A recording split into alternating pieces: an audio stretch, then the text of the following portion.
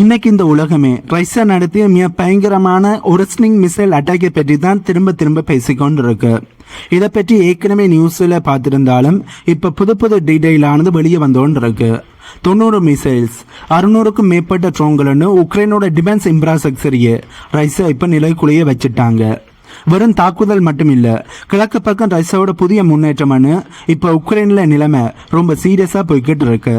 இதோட உண்மை பின்னணி என்ன என்பதை பற்றி தான் இந்த வீடியோட நாங்க தெளிவாக பார்க்க போறோம்.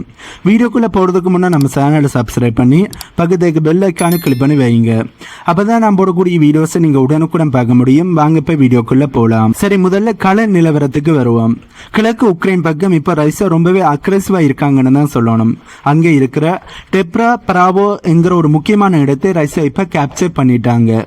சும்மா அந்த இடத்தை பிடிக்கல, அவங்களோட பேட்டல் குரூப் ஈஸ்ட் படைகள் ரொம்ப திட்டமிட்டு உக்ரைனோட டிஃபென்சிவ் பொசிஷனை உடைச்சு உள்ள நுழைஞ்சிருக்காங்க.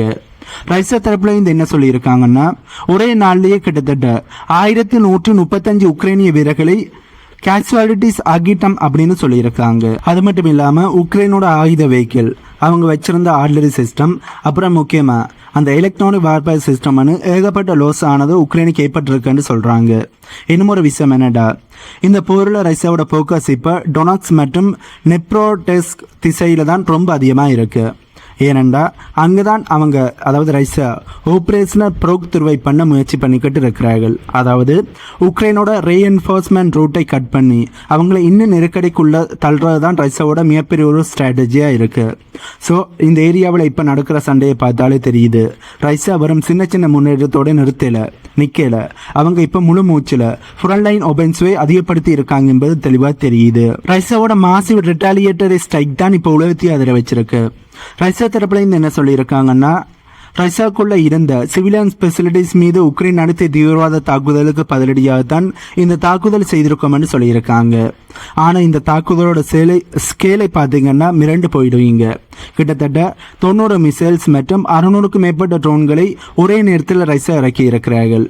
இதுல அவங்க என்ன டெக்னாலஜியை யூஸ் பண்ணி இருக்காங்கன்னா, அந்த பயங்கரமான அனைவருமே பார்த்து பயந்த நான் முதல் வீடியோவில் சொன்ன ஒரிஸ்னிங் பாலஸ்டிக் மிசைல், அப்புறம் Iskander aero ballistic missile, Kinzhal hypersonic missile, கூடவே சிர்கான் குரூஸ் மிசைல்னு அவங்க கிட்ட இருக்கிற எல்லா ஹைடெக் மிலிட்டரி கார்பயருமே வரிசை இந்த தாக்குதலுக்கு இறக்கி இருக்கிறார்கள். இதை பற்றி ஏற்கனவே முன்னே வீடியோவில் தெளிவாக சொல்லியிருந்தேன். இதோட முக்கியமான நோக்கம் என்னென்னா, உக்ரைனோட மிலிட்டரி கமாண்ட் சென்டர்ஸ், பெரிய பெரிய ஏர்பேஸ், அப்புறம் உக்ரைனோட டிஃபென்ஸ் இண்டஸ்ட்ரி இன்ஃப்ராஸ்ட்ரக்சரை மொத்தமாக முடக்கணும் என்பதுதான். ரஷ்யா தரப்புல என்ன சொல்லி இருக்கிறார்கள் என்றால், தாங்கள் குறிவச்ச எல்லா டார்கெட்டுமே முழுமையாக தரைமட்டம் ஆகிடுச்சு, எல்லா ஒப்ஜெக்ட்டுமே கம்ப்ளீட் ஆகிடுச்சு என்பதை தைரியமாக சொல்லியிருக்கிறார்கள். ஆனால் உக்ரைன் தரப்புல இருந்து பார்க்கும்போது அந்த நைட் முழுக்க, அதாவது ரஷ்யா மேற்கொண்ட தாக்குதல் நைட், அந்த தாக்குதல் நடந்த இரவு முழுக்க அவர்ஸ் ஆஃப் கேயோஸ் தான் சொல்லணும். அதாவது அவர்ஸ் ஆஃப் கேயோஸ் என்ற இப்போ முழுமையான தாக்குதல் நடந்த மணி நேரம் அனைத்துமே உக்ரைனுக்கு ஒரு நரகமாக இருந்திருக்கு. வானம் முழுக்க சைரன் சத்தம், தீப்புலம்புகள், நாச வேலைன்னு உக்ரைனோட தலைநகரமாக இருக்கிற கீவ் நகரமே நிலை குலைஞ்சு போயிருந்தது. கடந்த ஒரு வருஷமா பார்க்காத அளவுக்கு இது மிகப்பெரிய ஒரு அட்டாக்காக சொல்லப்படுது. போக்குவரத்துல இந்த மாதிரி டீப் ஸ்ட்ரைக் ஆபரேஷன் பண்றது மூலமா உக்ரைனோட உட்கட்டமைப்பு எப்படி சீர்குலைக்க முடியுமோ அதே ரொம்ப கச்சிதமா ரஷ்யா பண்ணிட்டாங்க என்று தான் சொல்லணும். ஏனென்றா உக்ரைன் தேவையில்லாமல் ரஷ்யாவை சுரண்டினார்கள்.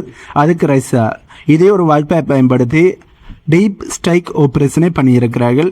இது உக்ரைனுக்கு பேரடியா விழுந்திருக்கு. இப்ப உக்ரைனோட தலைநகரமா இருக்கிற கீவ் பக்கம் அந்த நிலைமை ரொம்பவே, அதாவது உக்ரைனுக்கு நிலைமை ரொம்பவே கவலைக்கிடமா இருக்கு. கீவோட மேஜரா இருக்கிற விட்டாலி கிளிச்சிங்கோ அவர்கள் என்ன சொல்லியிருக்காருன்னா, நகரத்தோட ஒவ்வொரு டிஸ்ட்ரிக்ட்லையும் டேமேஜ் ஆனது பதிவாகி இருக்குன்னு சொல்லியிருக்காரு. முன்னாடி எல்லாமே சேப்பன்னு நினைச்ச பகுதியில் ஏரியாவில் எல்லாமே இப்போ மிசைல் ஆனது வந்து வெடிச்சிருக்கு. நேற்று நைட் அங்கே இருந்த பத்திரிகையாளர்கள் எல்லாமே என்ன சொல்லியிருந்தார்கள் என்றால், இந்த எக்ஸ்ப்ளோஷன், அதாவது இந்த வெடி சத்தம் எவ்வளோ பயங்கரமாக இருந்தது என்றால் மொத்த கீவ் நகரமே அதர்ற அளவுக்கு பயங்கரமாக இருந்திருக்கு. நைட் 1 மணி ஆரம்பிச்சு அப்புறம் 3 மணியில இருந்து 5 மணி வரைக்கும் அடுத்தடுத்து மிசைல் அண்ட் ட்ரோன் கீவ் மக்களை ஒரு மரண பீதியில் வச்சிருந்தது. அது மட்டும் இல்லாம இதுல ரொம்ப உக்ரைனுக்கு இருக்கிற சுகமான விஷயம் என்னென்றா, உக்ரைனோட ரொம்ப பழமை வாய்ந்த ரொம்ப முக்கியமான நேஷனல் ஆர்ட் மியூசியம் மற்றும் கீவோட ஓபரா தியேட்டர், அப்புறம் சென்னோபிள் மியூசியம் பல வரலாற்று சின்னங்கள் இந்த வெடிச்சத்தத்துல டேமேஜ் ஆகி இருக்கு. முழுமையாக இதன் மீது ரஷ்யா தாக்குதலை நடத்தல. பட் ரஷ்யா மேற்கொண்ட தாக்குதலால் இதற்கும் டேமேஜ் ஆகியிருக்கு. பட் பெரிய அளவு டேமேஜ் சொல்ல முடியாது. பட் டேமேஜ் ஆகியிருக்கு. இதில் இன்னொரு விஷயம் என்னென்னா, உக்ரைனோட மினிஸ்ட்ரி ஆஃப் ஃபாரின் அஃபேர்ஸ் கட்டிடமும் இந்த தாக்குதலால் பாதிக்கப்பட்டிருக்கு. இரண்டாவது உலகப் போருக்கு அப்புறம் இந்த பில்டிங் ஆனது, இந்த ministry of foreign affairs building ஆனது ஒரு மிகப்பெரிய ஒரு தாக்குதலை சந்தித்தது. இதுவே முதல் முறை என்று சொல்லப்படுது. உக்ரைனோட ஃபாரின் மினிஸ்டராக இருக்கிற ஆண்ட்ரே சிகா அவர்கள் கண்ணாடி துண்டுகள் உடைஞ்சு கிடக்கிற மாதிரியான ஒரு போட்டோவை ரிலீஸ் பண்ணி இருக்கார், ஷேர் பண்ணி இருக்கார். இது சும்மா வெறும் ஒரு தாக்குதல் இல்லை, காட்டு மிராண்டித்தனம் என்றும் இவர் சொல்லியிருக்கார். பட் இவர்கள் ரஷ்யாக்குள்ள தீவிரவாத தாக்குதலை மேற்கொள்ளும் போது அது காட்டு மிராண்டித்தனம் இல்லை. ஆனால் ரஷ்யா பதிலடியை கொடுத்தா மட்டும் அது காட்டு மிராண்டித்தனம் என்று கதறுகிறார்கள். இதை கேட்கும்போது சிரிப்பு தான் வருது. கீவ் நகரத்தில் மட்டுமே கிட்டத்தட்ட 80க்கும் மேற்பட்ட நபர்கள் காயமடைந்திருக்காங்கன்னும் அதில் 3 குழந்தைகள் வரைக்கும் பாதிக்கப்பட்டிருக்காங்கன்னும் உக்ரைன் தரப்பிலிருந்து சொல்லியிருக்கிறார்கள். நாடு முழுக்க கணக்கெடுத்த, அதாவது உக்ரைன் முழுக்க கணக்கெடுத்த குறைஞ்சது 4 பேர் உயிரிழந்திருக்காங்கன்னும் கிட்டத்தட்ட 100க்கும் மேற்பட்டவர்கள் காயமடைஞ்சிருக்காங்கன்னும் உக்ரைன் தரப்பிலிருந்து சொல்லியிருக்கிறார்கள். ஒரு அழகான வரலாற்று நகரம் இப்ப கண் முன்னாடி சிதைந்து போயிருக்கு. அந்த நாட்டு மக்களுக்கு இது மிகப்பெரிய ஒரு காயத்தை ஏற்படுத்தியிருக்குன்னு தான் சொல்லணும்.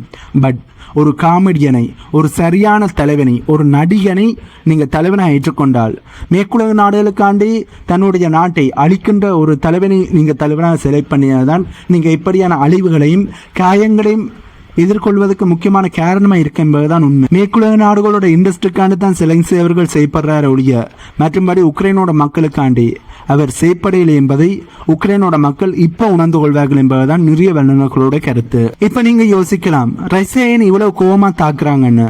ரஷ்யா தரப்புல இந்த இதுக்கு என்ன சொல்லியிருக்காங்கன்னா, ரஷ்யாக்குள்ள நடந்த தீவிரவாத தாக்குதலுக்கு ரெட்டாலியேஷன் தாக்குதலாகத்தான் இதனை செய்திருக்கோம்னு சொல்லியிருக்கிறார்கள். ஆனால் மேற்குள்ள நாடுகளில் இருக்கிற நபர்கள் என்ன சொல்கிறாங்கன்னா, இப்போ போரைங்கிறது வெறும் பீரங்கி சண்டையில் மட்டும் இல்லை, இது ஒரு ட்ரோன் வார்பேர். நவீன மிலிட்டரி டெக்னாலஜியை வச்சு எதிரியோட லாஜிஸ்டிக் மற்றும் மிலிட்டரி ப்ரொடக்ஷன் கேப்பபிலிட்டியை எப்படி மொத்தமாக அழிக்க முடியுமோ அதனை ரஷ்யா ரொம்ப கச்சிதமாக பண்ணியிருக்காங்க என்று மேற்குலக நாடுகள் சொல்லியிருக்கிறார்கள். ஆகவே தீவிரவாத தாக்குதலுக்கு பதிலடி கொடுக்கிறோம் என்ற பெயரில் உக்ரைனோட முக்கியமான இடங்களை ரஷ்யா தரைமட்டமாக்கி இருக்கிறார்கள் என்பதுதான் மேற்குலக நாடுகளோட கருத்து. இப்போ இந்த ஒட்டுமொத்த சம்பவத்தையும் பார்த்தா இது வரும் ஒரு போர்க்கள செய்தி மட்டுமில்லை, இது மாறிக்கொண்டிருக்கிற குளோபல் ஜியோபாலிட்டிக்கினுடைய அடையாளமாக பார்க்கப்படுது. போர்க்களம் என்பது வெறும் பீரங்கி சண்டை, துப்பாக்கி சண்டை என்று மட்டும் இல்லாமல் இது முழுக்க முழுக்க டெக்னாலஜிக்கல் வார்பேராக மாறிக்கிட்டு இருக்கு. ரஷ்யாவோட இந்த டீப் ஸ்ட்ரைக் ஆபரேஷன் மற்றும் உக்ரைனோட அதனை எதிர்கொள்ளும் விதம், எதிர்கால போர்க்களம் எப்படி இருக்க போகுது என்பதை உலகத்துக்கு வெளிப்படையாக காட்டியிருக்கு. அதுக்கான ஒரு ட்ரெய்லராக தான் இந்த தாக்குதல்கள் இருக்கு. நம்ம யோசிச்சு பார்க்க வேண்டிய விஷயம் என்னென்னா, இந்த மாதிரி ஏவுகணைகள் மற்றும் ட்ரோன் தாக்குதல்கள் வெறும் இராணுவ மையங்களை மட்டும் பாதிக்கல, ஒரு நாட்டினுடைய எக்கனமிக் ஸ்டெபிலிட்டியை, அங்கே இருக்கிற சாதாரண மக்களோட வாழ்க்கை, அவங்களோட வரலாற்று சின்னங்கள் என அனைத்தையுமே இது சிதைச்சிருக்கு. பட் இதற்கு முழுக்க முழுக்க காரணம் உக்ரைன் தான். உக்ரைனோட அடாவடித்தனம், உக்ரைனோட ரஷ்யாவை சுரண்டி பார்க்குற அந்த எஸ்கலேஷன் மனநிலை தான் இப்படியான விளைவை ஏற்படுத்தி இருக்கு. உக்ரைன் ரஷ்யாவில் இருக்கிற மக்கள் இன்ஃப்ராஸ்ட்ரக்சர்கள் மற்றும் யூனிவர்சிட்டிஸை தாக்குதலை நடத்தி அதன் மீது மறுபடியும் தாக்குதலை நடத்தி ரஷ்யாவை தூண்டி ஒரு மிகப்பெரிய ஒரு எஸ்கலேஷனை பண்ணியிருக்கிறார்கள்.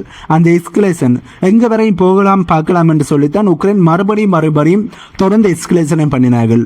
அதுக்கான விளைவுகளைத்தான் இப்போ உக்ரைன் சந்திக்கிறார்கள் என்பதுதான் உண்மை. இப்போ ரஷ்யா தரப்புல இந்த தாக்குதலை ரெட்டாலியேஷன் அப்படின்னு சொல்லியிருந்தாலும் இந்த சங்கிலி தொடர் எங்கே போய் முடிய போகுது என்பதுதான் மிகப்பெரிய ஒரு கேள்வியாக இருக்கு. ஒரு பக்கம் ரஷ்யாவோட அதிரடி, இன்னொரு பக்கம் உக்ரைனோட பிடிவாதம். இப்படி இருக்கையில் சர்வதேச நாடுகள் அமைதி பேச்சுவார்த்தை பற்றி பேசினாலும் களத்தில் நடக்கிறது என்னமோ முற்றிலும் வேறையா இருக்கு. இந்த தாக்குதலுக்கு அப்புறம் உக்ரைன் தங்களோட டிஃபென்ஸ் ஸ்ட்ராட்டஜி எப்படி மாற்ற போறாங்க, ரஷ்யா இன்னும் எந்த அளவுக்கு தீவிரமான ஒபென்சிவ் மெஷரை எடுக்க போறாங்க, இதுதான் இப்போ உலக நாடுகளோட மிகப்பெரிய ஒரு கேள்வியா இருக்கு. ஏனென்றால் இந்த தாக்குதல்கள் வெறும் இராணுவ நடவடிக்கையோடு நிற்கல, இது உலக பொருளாதாரத்தையும் நாடுகளுக்கு இடையிலான ஸ்ட்ராட்டஜிக் அலியன்ஸையும் உலுக்கிக்கிட்டு இருக்கு. போரில் யார் ஜெயிக்கிறாங்க யார் தோக்குறாங்க என்பதை விட பாதிக்கப்படுறது என்னமோ அப்பாவி மக்கள் தான். இந்த மாதிரி ஜியோபொலிட்டிக்கல் கிரைசிஸ் பற்றி நாம் பேசும்போது அந்த பகுதியில் வாழ்கிற மக்களோட உணர்வுகளை நாங்கள் புரிஞ்சு கொள்ளணும். ஒரு சரியான தலைவனை செலக்ட் பண்ணாட்டி அந்த நாட்டு மக்கள் எப்படியான துன்பங்களை அனுபவிப்பார்கள் என்பதற்கு உக்ரைன் தான் சிறந்த உதாரணம். அதே மாதிரியே தமிழ்நாட்டிலேயும் ஒரு தலைவனை செலக்ட் பண்ணி இருக்கிறார்கள். அந்த தலைவன் அந்த நாட்டை, தமிழ்நாட்டை எப்படி ஆட்டி படைக்கிறான் என்பதை அவர் பதவியேற்று 16 நாட்கள் கூட முடியல. அதுக்கு முன்னமே நாங்கள் கண் முன்னாடி பார்த்து கொண்டிருக்கோம். நிறைய குற்றங்கள் தமிழ்நாட்டில் நடக்குது. ஆகவே தமிழ்நாட்டு மக்கள் ஒரு சில நிமிஷம் உக்ரைன்ல நடக்கின்ற விஷயங்களை யோசிச்சிருந்தால், உக்ரைன்ல ஒரு காமெடியனை ஒரு ஆக்டரை தலைவனா செலக்ட் பண்ணியதால உக்ரைன் மக்கள் எப்படியான பாடுபடுகிறார்கள் என்பதை ஒரு நிமிஷம் யோசிச்சிருந்தால் தமிழ்நாட்டில் ஒரு தலைவனை ஒரு நடிகனை தலைவனா செலக்ட் பண்ணியிருக்க மாட்டார்கள். பட் பாவம், உக்ரைனோட மக்கள் எப்படி ஒரு தவறு செய்தார்களோ அதே மாதிரியே தமிழ்நாட்டில் இருக்கிற மக்களும் மிகப்பெரிய ஒரு தவறை செய்து வசமாக மாட்டப்பட்டிருக்கிறார்கள். எப்படி உக்ரைனில் இருக்கிற மக்கள் தாங்கள் செய்த தவறுக்கு இப்போ அனுபவிச்சு கொண்டிருக்கிறார்களோ அதே மாதிரியே தமிழ்நாட்டு மக்களும் அனுபவிக்க போறார்கள் என்பதுதான் உண்மை. சரி, இப்ப உங்கள்கிட்ட ஒரு கேள்வி கேட்கிறேன். இந்த மாதிரி தொடர் மிசைல் தாக்குதல்கள் இந்த போரை முடிவுக்கு கொண்டு வருமா, இல்ல இன்னும் பல வருடங்கள் இங்கே இந்த போர் நீடிக்குமா? இதை பற்றி உங்களுடைய கருத்துக்களை கீழே கமெண்ட்ல சொல்லுங்க. இந்த வீடியோவில் நான் சொன்ன தகவல்கள் உங்களுக்கு புதிதாக இருந்திருக்குமென்னு நம்புறேன். இந்த தகவல்கள் உங்களுக்கு புதிதாக இருந்தா இந்த வீடியோக்கு லைக் பண்ணி நம்ம சேனலை சப்ஸ்கிரைப் பண்ணி பக்கத்துக்கு பெல் ஐக்கானை கிளிக் பண்ணி வைங்க. அப்பதான் நான் போடக்கூடிய வீடியோஸை நீங்கள் உடனுக்குடன் பார்க்க முடியும். இன்னும் ஒரு புதிதான தகவல்கள் உள்ளடங்கிய புதிய வீடியோவில் உங்களை நான் மீட் பண்றேன்.